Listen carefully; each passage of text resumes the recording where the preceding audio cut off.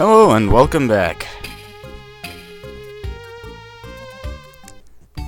Okay, I'm going to be talking to a few more people here than normal, because I want to emphasize how much Raja is something of a rock star on Desolus. Two-fisted action priest.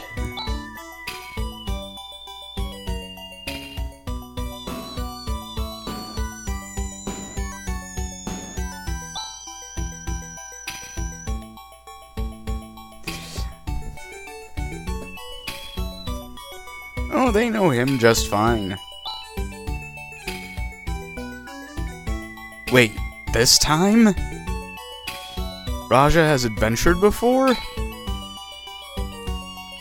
But then again, he does start at a higher level than your party is likely to be at this point in the game. Oh yeah, built overnight. Remember that about, say, Zio's fort?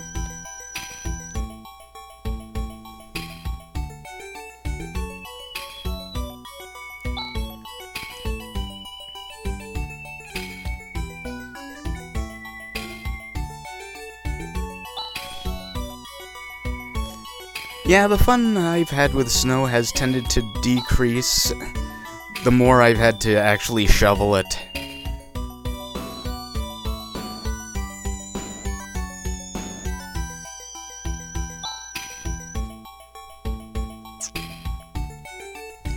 Anyone who can get under Rune's skin is a great and valuable addition to our party. So, the bar.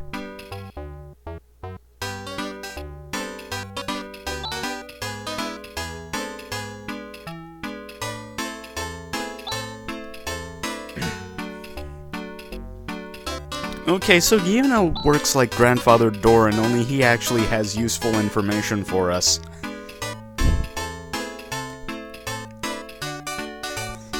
Yeah, the wall of ice is a real thing, and because we have no way of getting through the ice,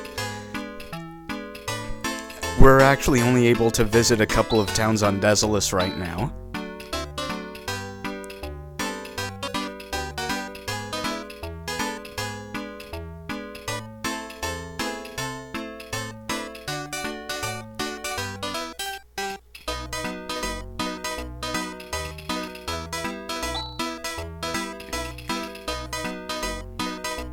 Yeah, everyone seems to trust Raja around here. Let's talk about him then. Skilled Magician does not even cover it. He is the absolute most powerful healer in the game. He can restore technique points, and one of his skills is a skill that heals everyone in the party, including androids.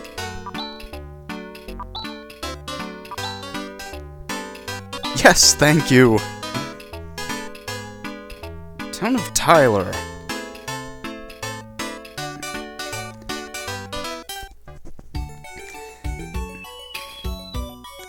Yeah, Tyler was actually a semi-important character in Phantasy Star 2.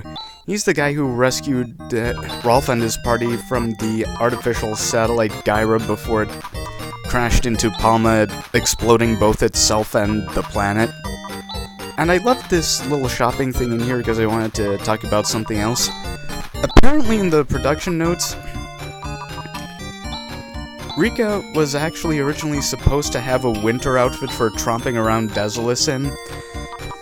However, either through time or space constraints, they weren't able to add it in, and it probably would have been quite a bit of work to do so because they would have had to redraw all of Rika's sprites for it, both in and out of combat.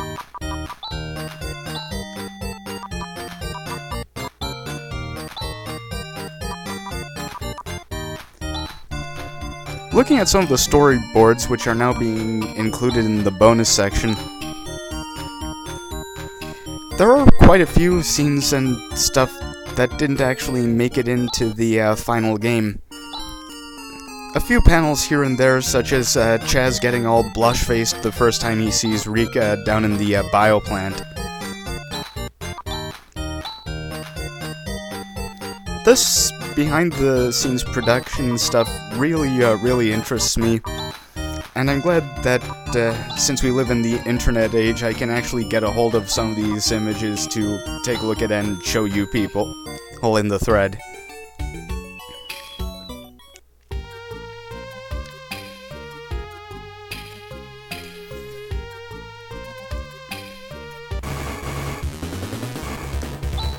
After this is all over, I'll be putting a link in the last video description of my source for all of these things, so y'all can take a look at all of that stuff yourself.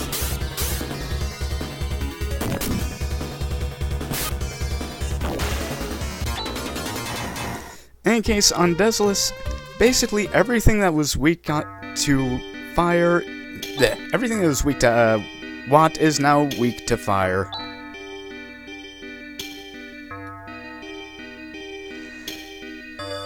I forget whether I actually have to talk to the old man in the village. However, since this is an old-school RPG, I don't discount the ability that I have to talk to certain people in order to progress the game. It's something that remains fairly consistent in video RPGs for a very long time.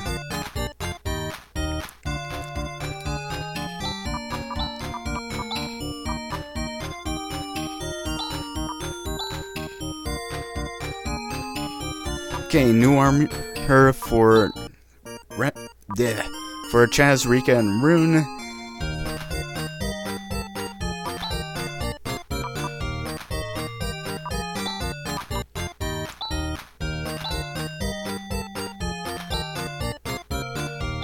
And no weapons that are worth a damn in this town, sorry.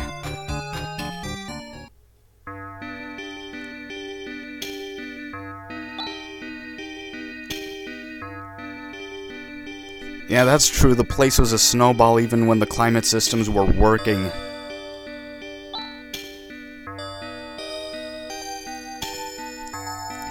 And according to Phantasy Star 2, Tyler was a space pirate. However, in the supplemental stuff, apparently he turned to piracy to fight against the faltering Mother Brain system.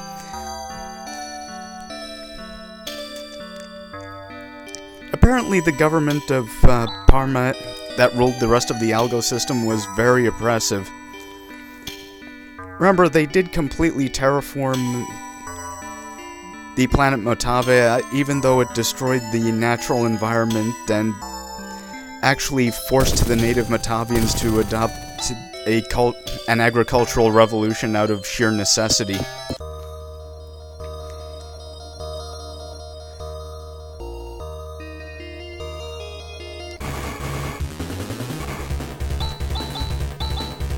The enemies down here tend to be really, really weak to fire attacks.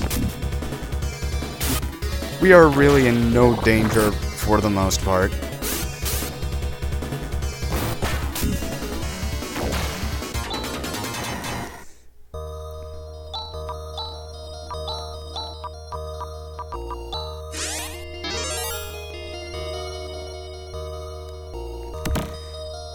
Raja really has two weaknesses. First off, he's a bit of a fragile caster. And second, he only has one offensive ability whatsoever. Well, two if you count his instant death move. But his offensive spell, while powerful, only really works against very specific kinds of, say, undead or unholy creatures. It'll do 1 damage to anything else. I'll be demonstrating that later in the video. Okay, correction, there is armor for Ren around here.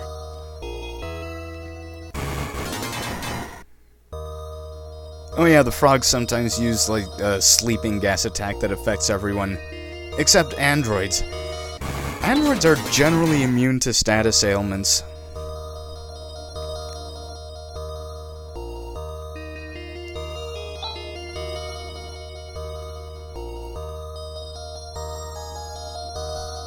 And this is the Landau, Captain Tyler's ship.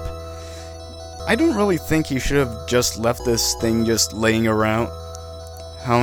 One might say that Captain Tyler was being irresponsible. Oh, I hope someone gets that joke.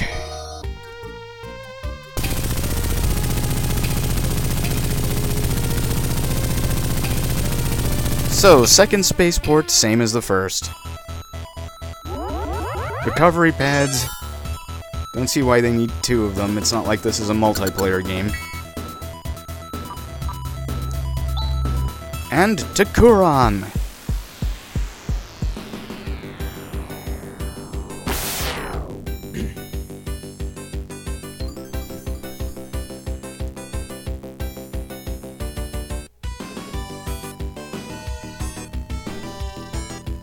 Yeah, I accidentally skipped a bit of the arrival animation there.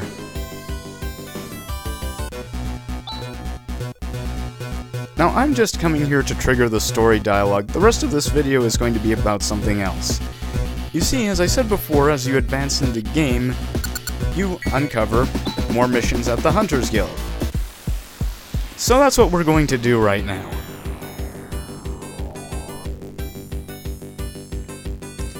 I plan to do as much optional stuff as I can while Raja is still in my party because of all of his massively broken healing and restoration abilities.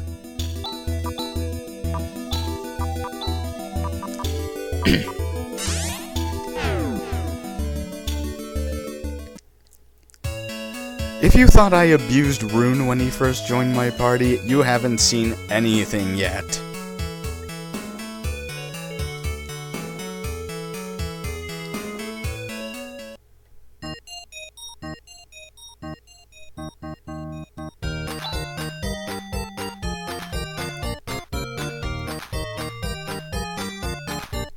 Only about half of the hunter missions are really combat related.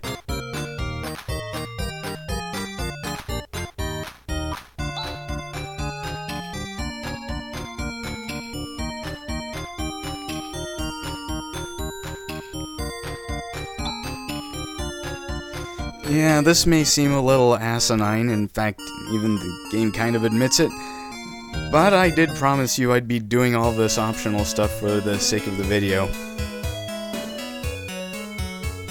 Well, for the whole Let's Play, anyway. No, wrong building, that's the jail. Wrong hunter mission.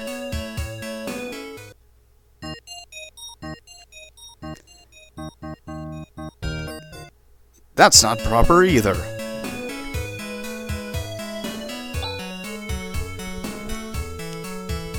Yeah, this mission is why I pre-bought the cake earlier. You must have a lot of spare time, you heavily armed warrior people, you.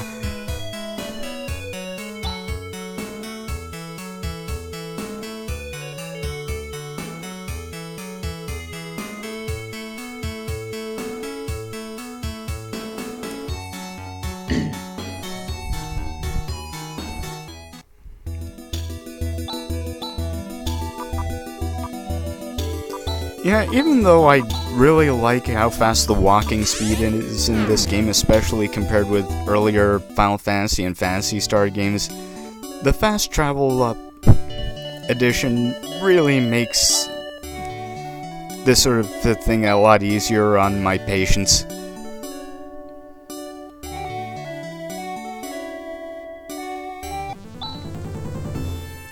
While I would play through the earlier Phantasy Star games just for, you know, historical purposes, I wouldn't really play it more than once myself,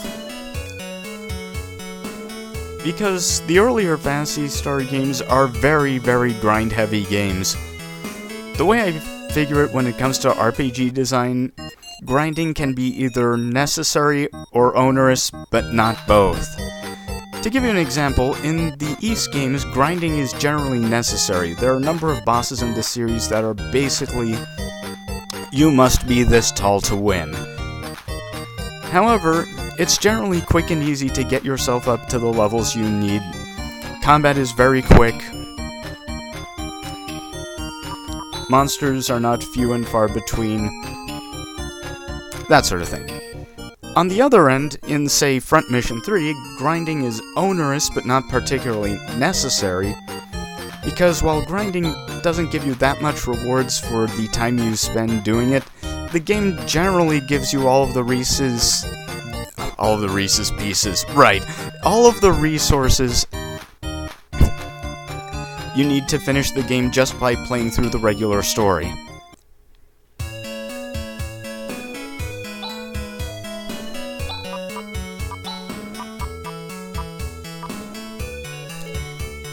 Phantasy Star 4 took the necessary but swift approach to the whole experience gaining thing.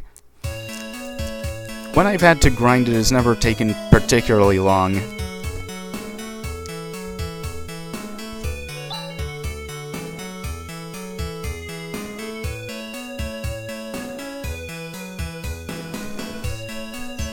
Now, what was the last religion we saw?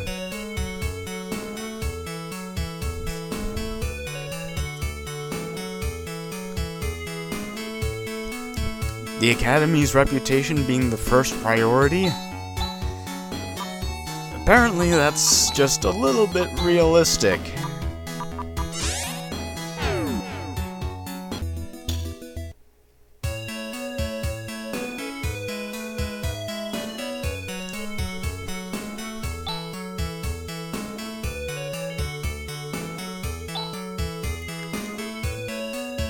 It takes all kinds to make a dust ball.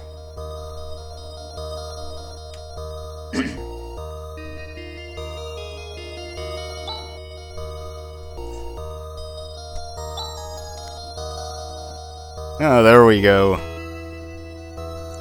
No problems at all.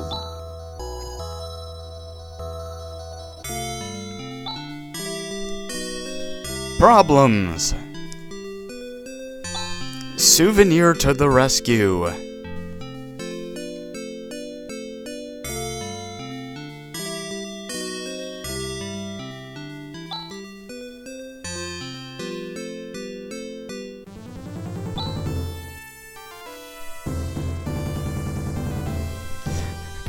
Now we can keep up appearances and not have to deal with unfortunate questions. And don't tell anyone about this, please.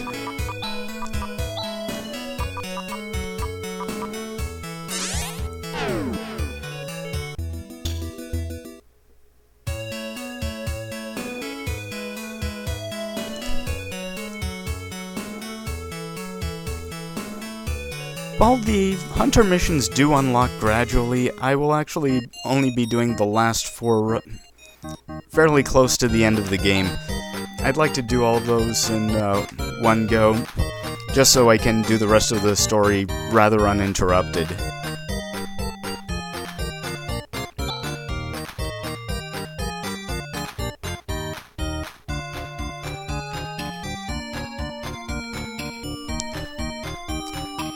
Even though it may not seem like a great idea to do cash-gaining missions near the end of the game,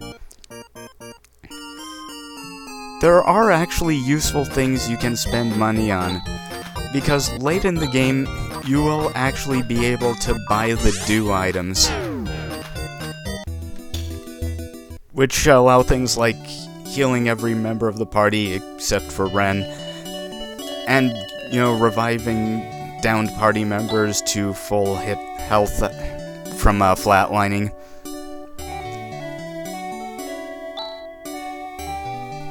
They're really expensive, so any cash I can get is worthwhile. Okay, as you may have already guessed, this is one of the hunter missions that involves combat. Oh, I almost forgot. Okay, back to the usual order.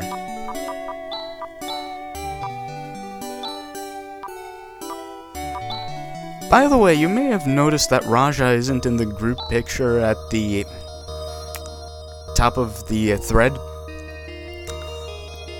That's because Raja and Kyra, the last character we'll be meeting, were fairly late additions to the cast of the game.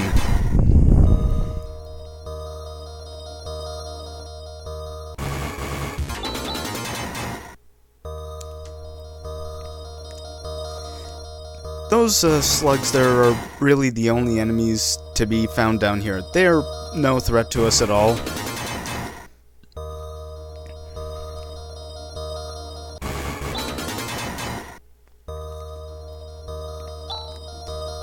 But pretty much any optional hunter mission that involves combat involves some kind of optional boss like the sandworm we fought earlier.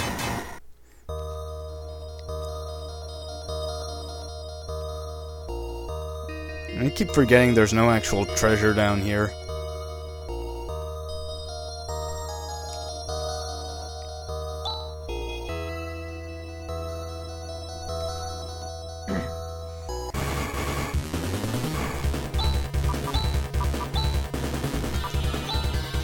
Now, it may seem a bit odd to use a buff on something that uses the normal encounter music. However, this enemy actually has an all attack that can hurt you pretty bad if you haven't put up any sort of defenses. Once your defenses are up, it's not too bad. But this thing can surprise you.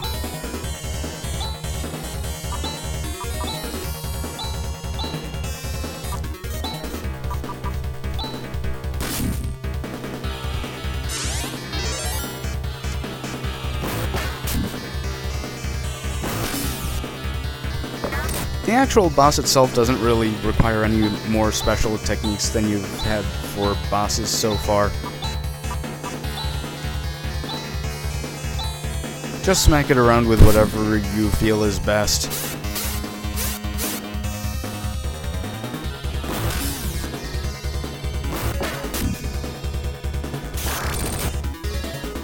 Yeah, that's another reason to put up defenses.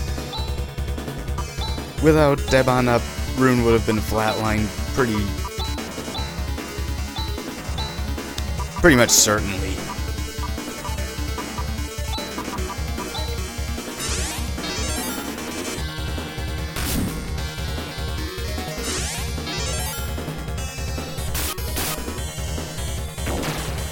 And that's it for that. And that's a ton of experience. If you were paying attention, that's more experience than we got for flattening Zio at last video.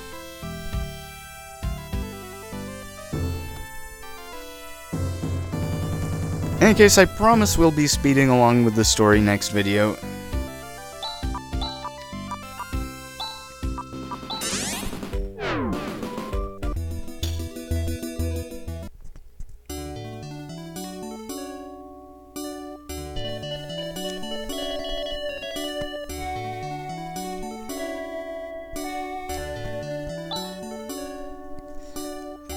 I do have to say, though, not all of the hunter missions are so rewarding in terms of cash or experience or anything for that matter.